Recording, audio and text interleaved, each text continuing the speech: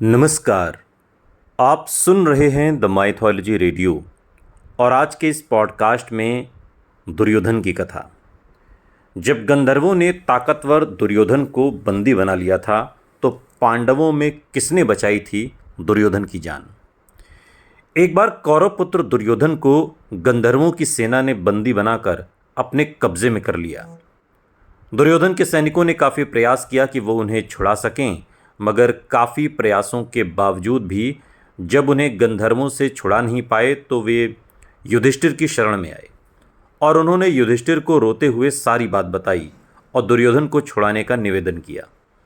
इस पर युधिष्ठिर ने भीम को अपने पास बुलाया और कहा कि वो दुर्योधन को मुक्त करा लाएं।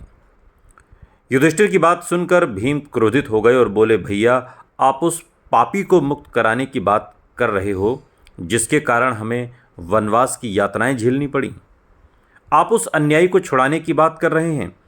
वो आताताई ही था जिसने भरी सभा में द्रौपदी के चीरहरण का आदेश दिया था। भीम की आंखें क्रोध से लाल हो गईं। उन्होंने आगे कहा कि भैया, ऐसे दुष्ट को छुड़ाने मैं हरगिज नहीं जाऊंगा। और ये सुनकर युधिष्ठिर की आंखें भर आईं।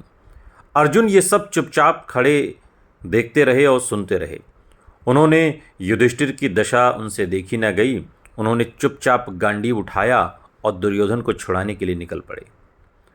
अर्जुन ने गंधर्वों को पराजित कर दुर्योधन को छुड़ा लिया और जब उन्होंने युधिष्ठिर के पास आकर उन्हें ये समाचार सुनाया तो वो बड़े प्रसन्न हुए।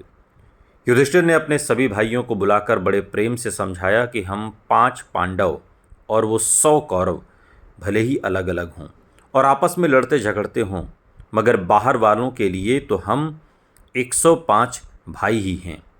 कोई भी बाहरी व्यक्ति या ताकत हम में से किसी पर भी हमला करती है तो हमें एकजुट होकर उसका सामना करना ही चाहिए। यही नैतिकता है। युधिष्ठिर की बात सुनकर भीम लज्जित हो गए और फिर युधिष्ठिर से माफ़ी मांगी। सुनते रहिए द माइथोलॉजी रेडियो। सुनता है सारा इंडिया।